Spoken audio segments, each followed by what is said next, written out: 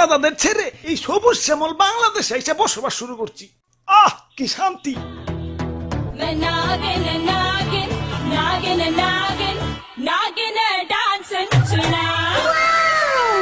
আহ তোমার নাচে সন্তুষ্ট হইয়া তোমারে আমার 101তম বিবি বানাইলাম। যাও বাসর ঘরে অপেক্ষা করো, দুমাইয়া বংশ বিস্তার হবে। হুজুর, বাংলাদেশে আইসা তো সেলিব্রিটি হয়ে গেলাম। আমগো কাছে তো কাঁচা বাদাম হিরো আলম ফেল। নেটে ঢুকলেই খালি আমগো ছবি। কও কি? তাইলে তো আমার একটা ইউটিউব চ্যানেল খোলা দরকার। কিরে রাত সবাই তো ফাঁকা ফাঁকা লাগতেছে কে? সেনাপতি কো? ও R15 কিনতে গেছে, লগে একটা গোপ্রো ক্যামেরাও। ও ব্লগিং শুরু করবো। আর মন্ত্রী কো?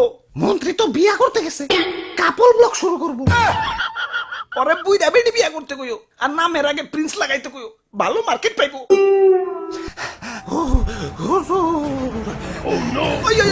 কি হচ্ছে? মাথায় পানি ডালো, পানি ডালো। পানি লাগবো না হুজুর, আমার রাসেল ভাই পাওয়ার এক খুপেছে।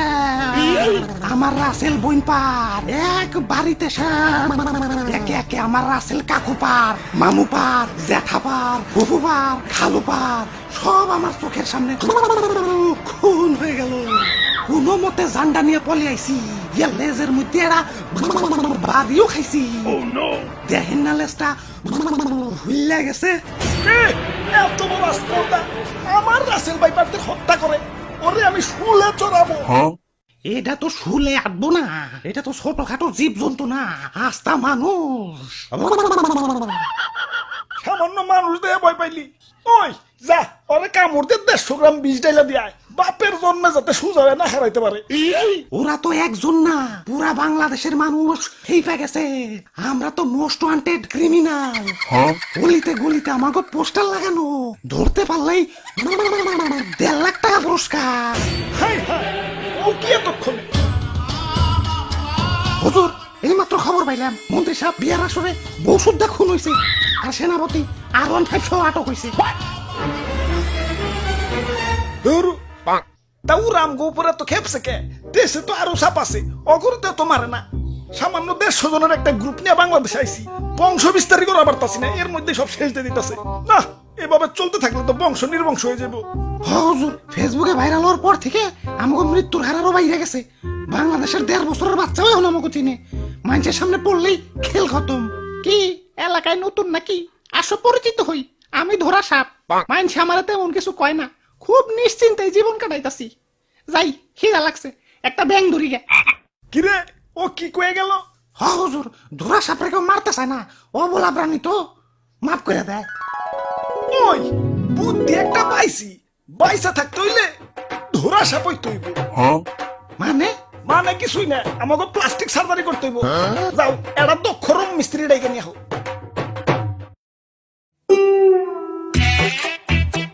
ভাই রে ভাই, আর ওর ভাই এতটিয়া কই পাইলেন? এটা কি?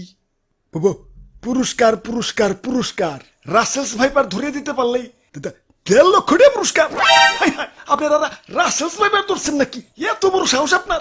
আব্বে হালায়, বুদ্ধি থাকলে সাহস লাগে না। এই যে দেখো এগুলা কি? জঙ্গলে যাইয়ে এটা ধরা সাপ ধরে লই, রং সং করে রাসেলস ভাইপার বানিয়ে দিই। বাস ডুপ্লিকেট রাসেলস ভাইপার জমা দিয়ে কসকসা পুরস্কার নিয়ে আহি। সিম্পল। বাবা বাবা, সাবাস সাবাস। ভাই ভাই ভাই, আমার একটা আইফোন কিনতে হইব ভাই, চলেন না ভাই আরেকটা ধরা সাপ ধরে নিয়ে আহি। এমন ভাবে রিকোয়েস্ট করতেছো মনে হইতাছে রাসেলস ভাইপার ধরবার কইতাছো। ধরা সাপই তো, লেটস গো।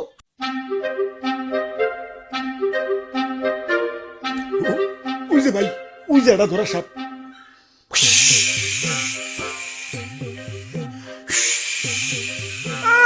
সাল নাই কুত্তার বাগানাম হয়েছে ধরা সাপ, আবার ফস ফস করে। চুপ ভাই, কেমন না দিল আমার বাড়িতে ভাই, ছোট ছোট দুটা বাচ্চা ভাই। আরে ধরা সাপের কামড়ে কিছু হয় না। হাসানি? হ হাসা। তাহলে ভাই আপনি একটা কামড় খান। এই যে নাও, খাইলাম। আউচ। ঠিক আছে ভাই, এবার রং করেন। হ, আগে ভালো করে মুছ ছালাও, ময়লা টয়লা থাকতে পারে। ভালো করে ঘষো। বিসমিল্লাহ। আরে ভাই, ভিতরে দিয়ে অন্য কালার। বাইসা থাকতে হইলে আমাকে প্লাস্টিক সার্জারি করতে হইব। যাও এটা দক্ষ রং মিস্ত্রি ডাইকে নিয়ে আহো।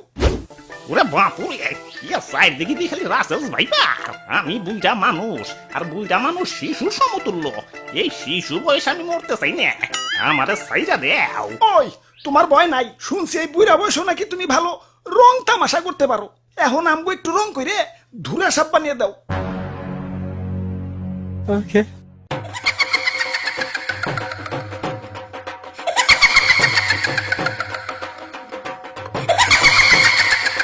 কে কাম হইছে এটা তো ধুরা সাপ না কে রাজানি রং কইরা ধুরা সাপ বানিয়ে দিছে खत्म bye bye tata good bye गया